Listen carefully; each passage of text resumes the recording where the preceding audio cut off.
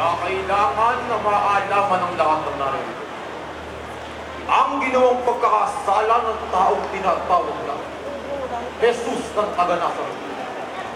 Ang kanyang pagkakasala ay ang pagsasalita ng laban sa Panginoon. Pinararatangan din siya na nagsasabi na kung ano-anong mga bagay na wala sapat na katibayan upang hindi paniwalaan kung ang bintang ang totoo. Ang mga saksi ang magpapatunay.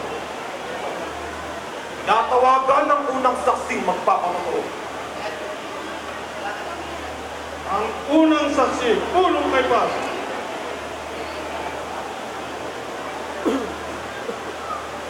Ano ang iyong pangalan? Benjamin po. Benjamin. Sumusumpa ka ba na magsasabi ng katotohanan at hindi mo nalilimutan ang kautusan? Opo. Hindi ko po nalilimutan ang mga utos. Huwag kang sasaksi ng walang katotohanan sa iyong kapwa. Ikaw na saksi. Huwag mong kalilimutan na kung kaya ka naririto ay hindi dahil sa salapi, sapagkat kung magkagayon ay ikaw ang magkakasala. Ang dugo, buto at laman ng nasasaktan. Pagdating ng huli sandali, ay ikaw ang may pananagutan. Nangangahulugan na ang buhay ng nasasaktan ay nakasalalay sa iyong mga pangungusap. Ikaw ba talagang nakarinig at nakasaksi ng mga kasalanan na sa kanya'y binibintang? Opo. Pinagsabihan mo ba ang nasasaktan na ang bigat ng parus ng kanyang ginagawa? Sabihan ko po. Ipinagpatuloy pa rin ba niya ang kanyang mga maling gawain? Opo. Ngayon, ano ang mga pangungusap na narinig mo? Na binigkas ng kanyang labi? Sabihin mo, Igigiba ang templo ito. Nayari ng mga kamay. At sa loob lamang ng 3 araw ay gagawa ako ng isa na hindi yari ng mga kamay.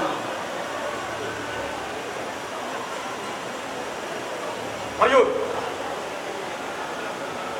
Jesus ng Nazaret, ano ang masasabi mo sa iyong narinig?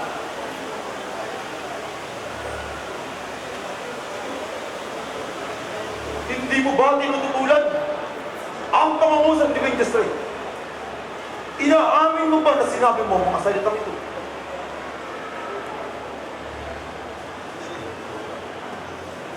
Dahil hindi ito ay kalawang saksi. Ang ikalawang saksi, punong Kaypas. Ano ang iyong pangalan? Isaac Ben Marot po. Isaac Ben Mara. Ano ang masasabi mo sa mga ito? Narinig ko po ang sinabi ng Jesus ng Nazaret. Gigibain ko ang templong ito at aking bubuin sa loob ng 3 araw. Lamang makakalis ka na. Ayan! Ayan mga ako. Narinig niyong sinaad ng 2 saksi na ating kailangan sa usaping ito. Hindi po ba sapat ang kanilang tinuran para sa katotohanan ng pagkakasalang tinatawag na Jesus ng taga-Nazaret? Hindi ko masasakayunan ang nilahat ng 2 saksi. Kung iniisip ninyo na sila ay tama, ay nagkakamali kayo, sapagkat ang 2 saksi ay naglahat ng 2 pangungusap na magkataliwas. Ang ibig sabihin, ang unang saksi ay nagsaad ng ganito: gigibain ko ang templong ito na niyari ng mga kamay, at sa loob ng 3 araw ay gagawa ako ng isa ng hindi yari ng mga kamay. Yan ang unang paratang na ating narinig. Subalit ang ikalawang saksi ay nagsabi ng kakaibang pangungusap na ayon sa kanya ay gigibain ko ang templong ito at gagawin ko sa loob ng 3 araw. Sa unang saksi, si Jesus ay pinaratangan sa kanyang hangarin na pagsira ng templo at paggawa nito. Samantalang ang pangalawa ay pinangangako niya na muli niyang bubuin kung may sisira rito. Alin pa rito ang kanya sinabi? Nakangahulugan na ang isa sa dalawang saksi ay hindi nagsasabi ng katotohanan. At ayon sa ating batas, ay kinakailangan ng dalawang magpatotoo. Jose, hindi natin kailangan pagtalunan ng mga bagay na ito. Ating painggampay ang mga saksi. Tama, tama, tama, tama. Ang susunod na saksi, punong kay Paz. Ano ang iyong pangalan? Ako po. Ako. Sabihin mo yun narito. Ganito po ang sinabi ni Jesus. Aking bubuhin ng templo ito ng Diyos at muling Ito lamang at makakalis ka na. Labis akong nalilito. Nakalilito ang salaysay ng mga saksi. Hindi ganito ang tinuring mo una, maging yung pangalawa. At ngayon, ang ikatlong saksi ay iba naman ang kanyang pahayag. Aking igigiba ang templong ito at muli kong bubuhin. Ayon sa abot ng aking isipan, ang unang saksi ay naghangad na ang nasasaktan ay mapatawal ang kaparusahan. At ang pangatlo naman ay nagtahi-tahi lamang ng mga salitang wala sa katwiran at malayo sa katotohanan. Ang buhay at kaligtasan ng isang nasasaktan ay nakasalalay sa salaysay ng mga saksi. Ngunit ang batas ay hindi nagpapahintulot sa dalawang salaysay na magkaiba ang ibig tukuyin. Kalpas, ang tatlong saksi ay nagsabi ng tatlong magkakaibang salaysay. At yan ay hindi aayon sa batas natin sinusunod. At sa mga kagalang-galang, mayayaman ang punong bayan, wala kayong makitang kasalanan sa taong nasasaktan. Kaya tanghiling namin katarungan sa inyo'y Ang dalawang saksi ay tumutukoy sa isang kahulugan. Yan. Ang katulad nila sinabi, ang salitang tatlong araw hindi ba? Hindi ba? Yan ang magkatulad. Napakababaw na dahilan upang ang isang tao ay maparusahan sa salitang tatlong araw. Ang paglilitis ay ang pagsisiyasat sa usapin na nasasaktan upang hanapin ang katwiran at ang katotohanan na sa kasalanan na sa kanya ay binibintang. Kasi, ang matindi ang ginagawang pagtatanggol. Saan niya kapangalan? Ginagampalan ko lamang ang aking tungkulin sa isang taong nangangailangan, lalo't pat sa tulad niya'y wala lamang kasalanan. Ay mas, isang saksi pa ang magpapatotoo sa mga gawa at sinasabi nitong tao.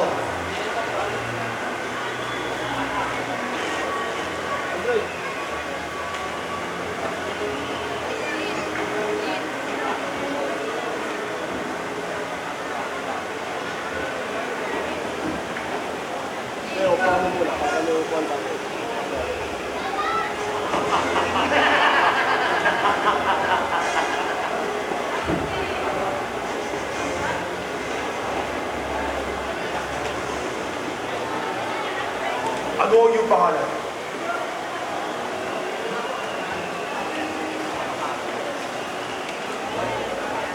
Bartimeo po, Ginoo. Mula sa buo ni Haring David. Bartilay. Ano ang masasabi mo sa umang ito?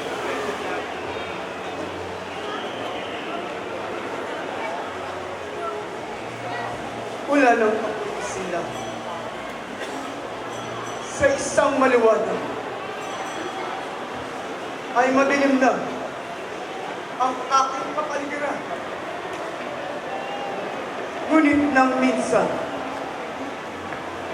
nang si Jesus ay masalubong sa daan, ay pinahiran niya ng putik ang aking mga mata at nang ito'y aking hugasan. Ako'y nakakakita na! Punta ka pa dito! Ang kasulatan ng kanya kamamalan! Ano yan? Ano talaga ang nilalaman?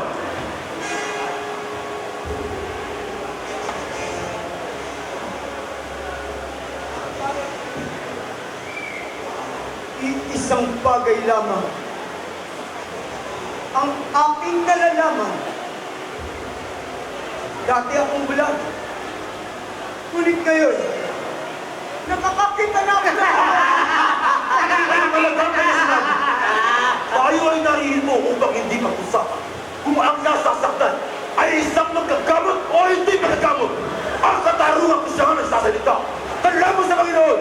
Hindi mo ba ito mapatunayan? Pulong kalpas! Mga kagalang-galang, kung nais ninyong malaman ang mga kasalanan na sa kanya ay pinipinta, na pagsasalita ng labang sa Panginoon, ay kinakailangan magkaroon tayo ng matibay na matayan. Bilang pagkatoo sa kanyang tinuran, hintayin natin na mag-iba ang templo at hayaan natin na muli na mayuli sa loob ng 3 araw. At kung sa loob ng 3 araw maganap ay hindi na nayuli ang templo, doon pa lang natin mapapatunayan si Jesus sa sinuhay. At pagtungurang pumeta, yan ang ating matang at yan ang dapat natin. Mga paring pinagpipitagan, hinihiling ko na ang usapin na tungkol kay Jesus Nazareno'y atin lang tapusin.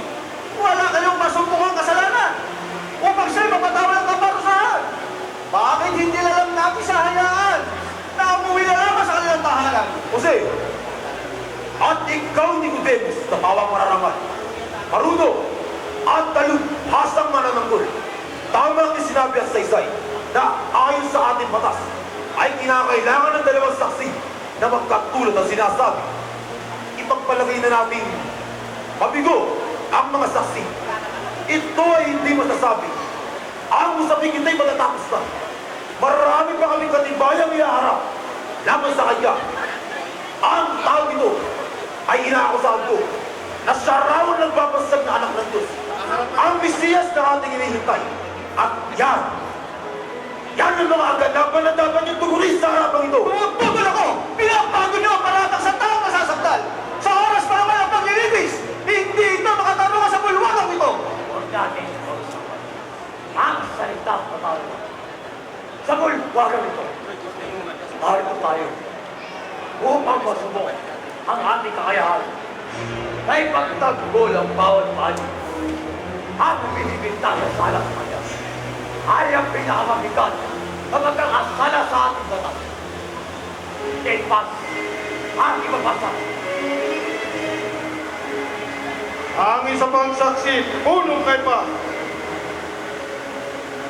Ano yung pangalan? Simon Bintobit po. Simon Benpoke. Simon, ano ang masasabi? Ang tangi ko lang pong masasabi ko. Siya raw po ay anak ng Diyos. Lamang at makakalis ka na. Susunod. Ang isa pang saksi, punong kay pa. Ano ang iyong pangalan? Isra po. Isra. Ano ang masasabi mo, Isra? Siya raw po ay anak ng Diyos. Ito lamang at makakalis ka na. Ayan! 2 saksi na magkatulad ang sinasabi. Kay Paz, lubhang napakababaw lang iyong mga katanungan. Marahil ay sinalay mo mabuti ang mga saksi upang mapaniwala ang mga matatanda. Sinasayang lang natin ang mga mahalagang sandali. Ang usapin ay wala namang katutuhan. Kahit dami ng oras na sa tangkay ay nabigtal, ngunit ang katotohanan ay hindi pa rin nalalaman. Mga Ginoo, kung sinabi man ni Jesus na siya ang Mesiyas, ito hindi natin mapapasubalyan. Hindi ito ang tinatawag na pagsasalitang laban sa Panginoon. Lubhang malalim na ang gabi. Kaya tanghiling ko'y si Jesus ay mawalan na. Jesus ng taga-Nazaret. Maaari bang sabihin mo sa amin kung ikaw nga ang Kristo, ang anak ng Diyos? Ikaw ang nagsabi. Jesus ng Nazaret. Inuulit ko ang katanungan. Maaari bang sabihin mo sa amin kung ikaw nga ang Kristo? Yung tutulong ko ang katanungan na yan. Mga kagalang-galang, sa kanya na rin gabi natin marinig ang katotohanan. Ipagpatuloy ang pagtatanong. Jesus ng taga-Nazaret. Inuutusan kitang sabihin sa amin.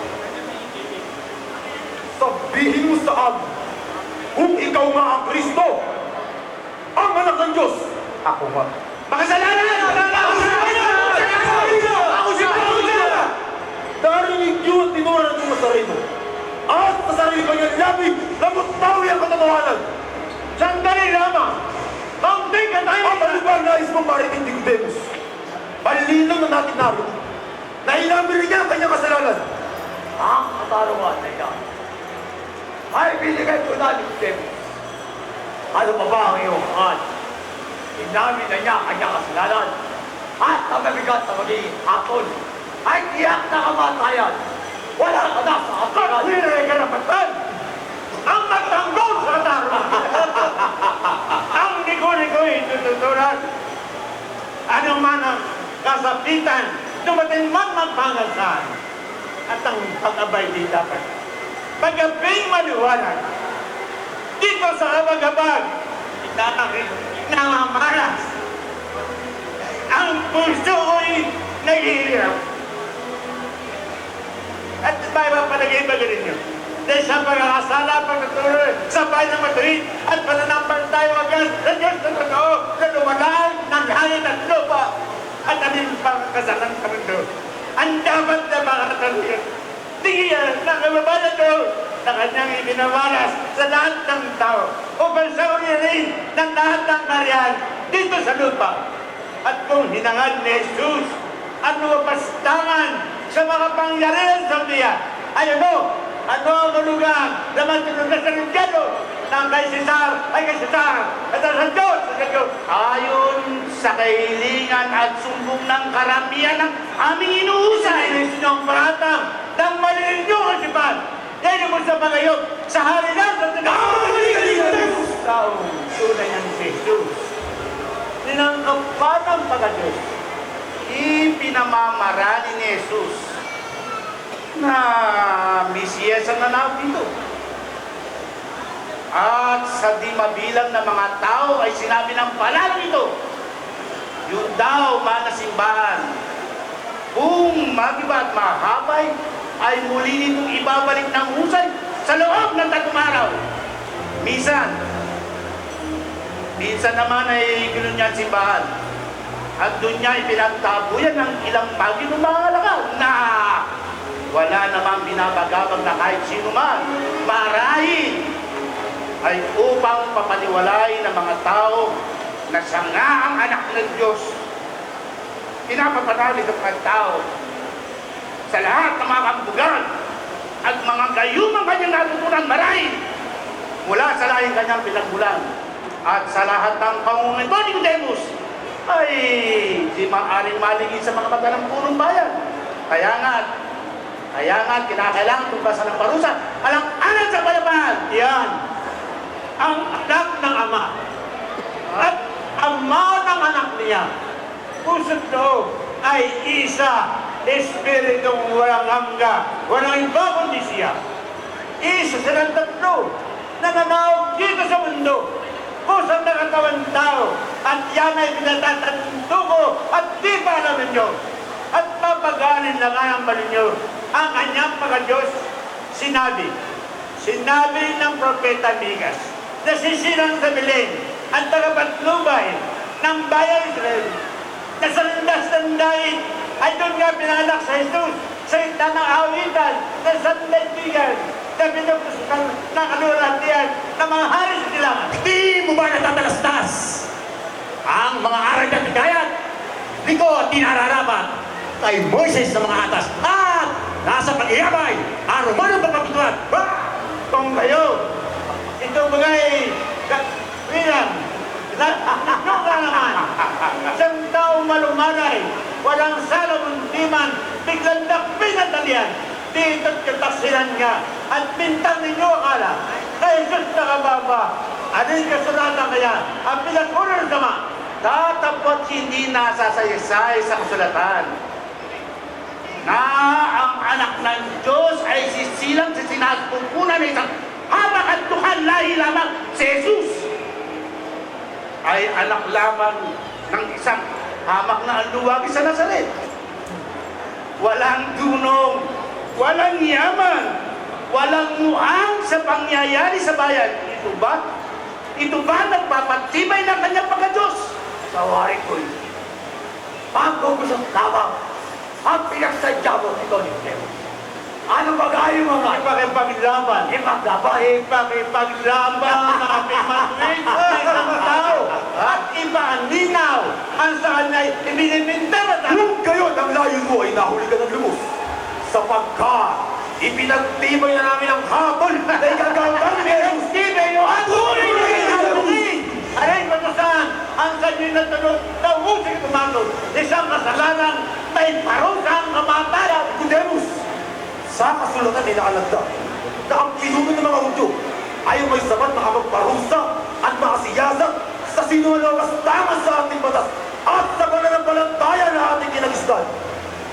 Kay laki ng pagyulak nyo. Sa Romang sa atin nakasasama. At sa sandali ay biglang baliktarin ang palakad upang mabigyan ng daan ang sarili nyo kasiyahan. Niyari nyo sa kadiliman ng gabi ang taksi ng tuntunin sa pagdusta sa katwiran na isang mabait na tao at inangkin ninyo po ang pangyarihan upang makitin lamang ang buhay ng isang napapuntan. At yung sistay naging dapat sa hatong na kamatayan. E di hindi sinidrin na kayo mga sandote o di portado si Paul ng Pilato Corona Procesar at Vice President ng Syria ang sa may karapatahan at may kapangyarihan lumitin sa salanan. Ganyan yung pinilitan. Ano ba sa ala talaga ni Nicodemus? At sa ang batas mo natunghan na ang punong Hudyo ay walang sapat makasiyasat, makapagparusa sa isang may kasalanan. Huwag ka sanang malito, Nicodemus. Liwanagin mo ang iyong isip. At kung hindi ka nangangarap, ay unawain mo na ang Sinedrin ay may sapat makapagparusa at makasiyasat alinsunod sa utusan ng mga Hudyo. Anong katuwa-tuwa? Ang ginagawa. Ang Sinedrin ng tagahatol. Ang pamunang Roma ang tagapagpatupad ng hatol. Saan babae? Saan ko saan naninilit ang ginawa mo mga lakad? Wala! Kundi sa mga ulo namin sa may banting na kasipan. Ang karapatang lumitis lang sana. Mamatol at magpatupad at taglay ng pangulang tinatawag na hukuman ay handi sa dalawang kapangyarihan gaya ng Monsignor Mayari. Ang kaipat! Ano umulan ng hukuman kung may pagkakabahaging kapangyarihan na tulad niya, Nicodemus? Masasabi mo lahat ang gusto mong sabihin. Tatapwat malinaw na nakalagda sa utosan nito ni Moises ang lahat ng aming ginagawa.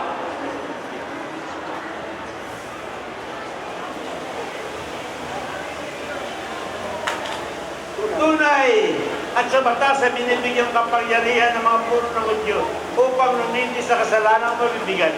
Tatapos sa punang masakop ng mga Romano na Hudya, ang kapangyarihan ito, inakinan dito halang na Roma. At sa lalawigan ito ay si Paul si Pilato, ang kinitawan na saksar. At di ba sa kanya ay walang makapahilmaso na sino ang puno ng Hudyo. Nicodemus, ang lahat ng sinaad mo ay ulit nasa panahon. Hindi lamang kami, kundi ang buong bayan ang nagbubuod sa kanyang pagtuparing pangangaral. Panahon na ngayon upang pagbayaran ang kanyang buhay. Ang ganang masamang pagpiro sa kala na di manigal ang Diyos. Kaya suwata ni Nicodemus ang iyong pagpapatuloy. Sayang. Sayang ni Nicodemus. At lubhang nahuli na yung dati. Di sana na ipagtanggol mo sa langayos. Sadyang walang malaman kung matwiran sa inyong pagpapasya. Halos ay nagawa nyo ng kapangyarihan ng Romang sa atin na sasama. Kung sa dito ay sa tadhanang nagpit na binabawal ang mga utusan na simula ng panolis. Tatapos ang batas na ito ay sinasantabi ninyo sa magagang marahil sa huwag ng masikata ng araw ang mga tahi-tahi kalapastahanan ni Arin Dios. Kaligtaan mo marahil na bukas ay araw ng Paskwa at hindi maaari magdaos sa salanan kahit sino. Sinahon magahit na kasal at si Hosas kasarangan. Hindi ba sa kanilang bayan doon tumungod sumilang ang dalawang mga pahang at sa kanilang bayan bawat propetang lumitaw o marungay ng kanyang pinapapatay ay api-api ang bayan. Sukata ni Nicodemus, Ang iyong pagkabatoy sa wari ko'y labis ang iyong pagkamalasakit dito sa taong pulis. Bakit? Nabayaran ka pa nga sa labi? Alas, hindi sa labi! Hindi sa labi! Kung ganyan ito! Walang anuman sa sa akin dito! Kung ganyan bakit? Ang pagmamasakit niya na walang katwiran. Kanyo na! Nicodemus! Umayo ka na at hindi namin kailangan ang iyong mga paiwating! Hindi ko ang aking pag-asa ay ang gobyerno natin, ang nilikha ng batas na siya susundin.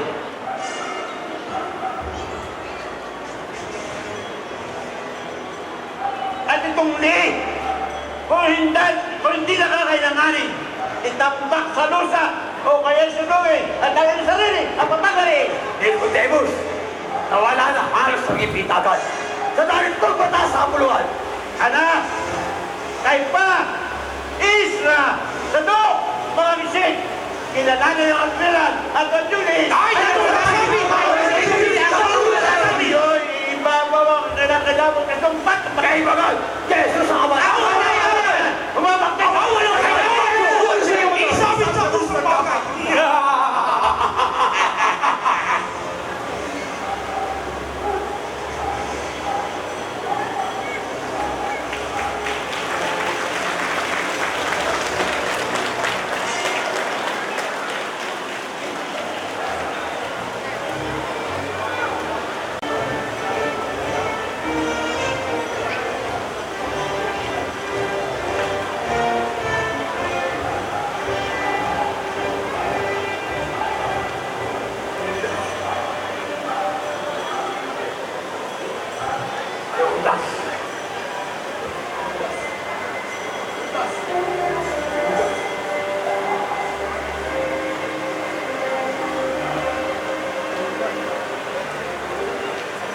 Mararamalan niyo ko.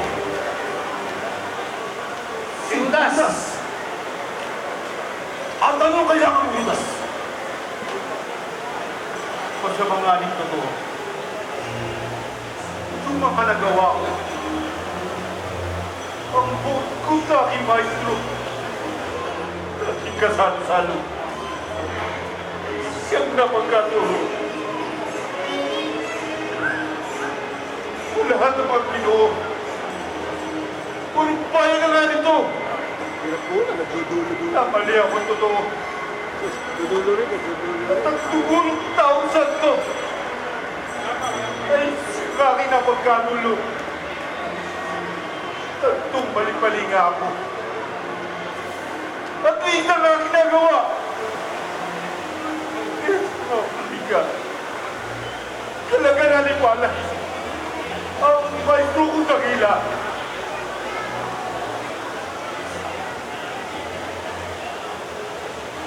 At itong iskretura. At sa labi. Ito, inyo ko ah. Gusto kayo nagagalaw pa. Hindi ka maliyan talaga. Pagpigyan ng aking pita. Nakulo niya rin buntin. Sa nagawang pagkakamali. Ang maestro ko'y kailangan madali.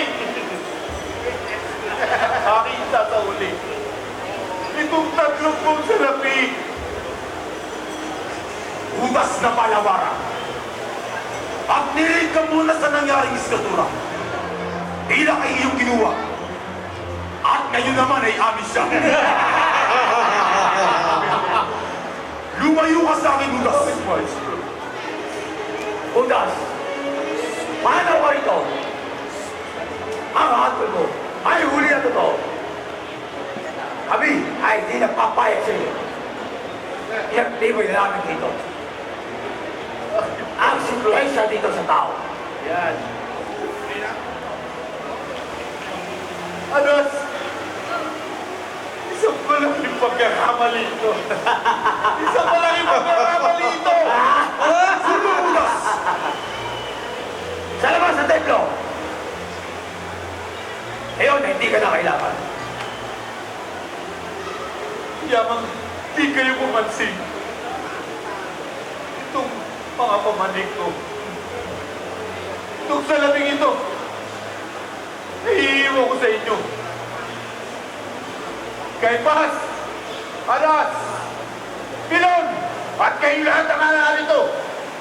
Sa impyerno, magsama-sama kayo! Yung ba yan sa ulo? Marco! Ayan! Kayo magsigaya! At sa palasyo ni Bilo Actividad, tayo ay haharap at dala itong taong tunggak. Susunod sa pangalan. Yan ang mahirap.